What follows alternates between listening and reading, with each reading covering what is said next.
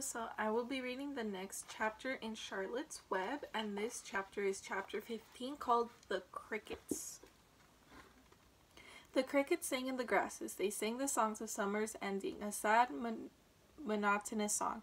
Summer is over and gone. They sang over and gone, over and gone. Summer is dying, dying. The crickets felt it was their duty to warn everybody that summertime cannot last forever.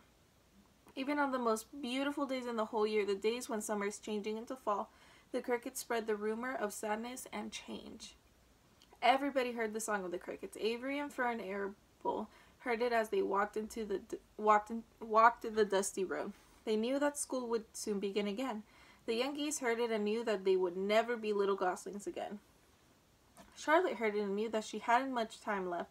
Mrs. Zuckerman, at work in the kitchen, heard the crickets and a sadness came over her too. Another summer gone, she sighed. Lurvy, at work building a crate for Wilbur, heard the song and knew it was time to dig potatoes.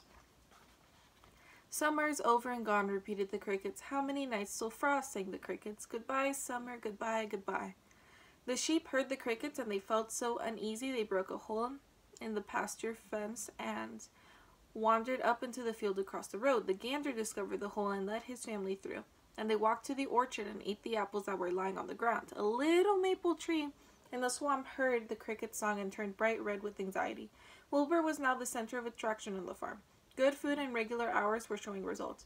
Wilbur was a pig any man would be proud of. One day, more than 100 people came to stand at his yard and admire him. Charlotte had written the word radiant, and Wilbur really looked radiant as he stood in the golden sunlight. Ever since the spider had befriended him, he had done his best to live up to his reputation. When Charlotte Webb said some pig, Wilbur had tried hard to look like some pig. When Charlotte Webb said terrific, Wilbur had tried to look terrific. Now that the Webb said radiant, he did everything possible to make himself glow. It is not easy to look radiant, but Wilbur threw himself into it with a will. He would turn his head slightly and blink his long eyelashes. Then he would breathe deeply, and when his audience grew bored, he would spring into the air and do a backflip with a half twist.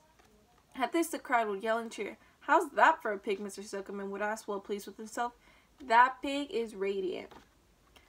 Some of Wilbur's friends in the barn worried for fear all this attention would go to his head and make him stuck up, but it never did. Wilbur was modest. Fame did not spoil him. He still worried some about the future, as he could hardly believe that a mere spider would be able to save his life. Sometimes at night he would have a bad dream. He would dream that men were coming to get him with knives and guns, but that was only a dream.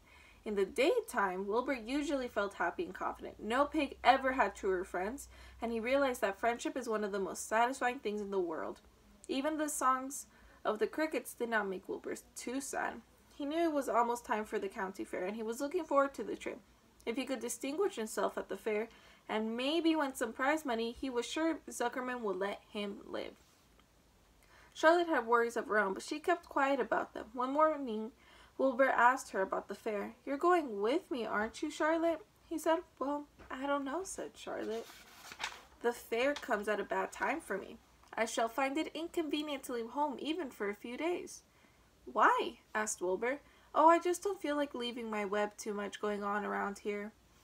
Please come with me, begged Wilbur. I need you. Charlotte, I can't stand going to the fair without you. You've just got to come. No, said Charlotte. I believe I'd better stay home and see if I can't get some work done. What kind of work? Asked Wilbur. Egg laying. It's time I made an egg sack and filled it with eggs. I didn't know you could lay eggs, said Wilbur in amazement. Oh, sure, said the spider. I'm versatile. What does versatile mean? Full of eggs? Asked Wilbur. Certainly not, said Charlotte. Versatile means I can turn with ease from one thing to another.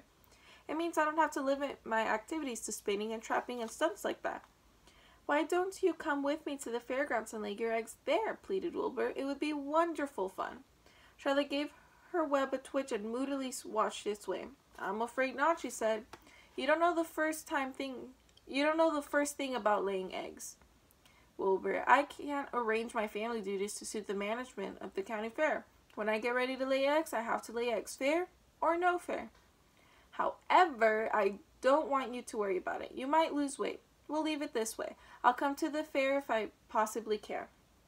Oh, good, said Wilbur. I knew you wouldn't forsake me just when I need you most. All that day, Wilbur stayed inside, taking life easy in the straw. Charlotte rested and ate a grasshopper. She knew that she couldn't help Wilbur much longer. In a few days, she would have to drop everything and build a beautiful little sack that would hold her eggs. And that's the end for chapter 15. So tell somebody your favorite part and see if you know how to spell the word radiant. That's it. Thank you.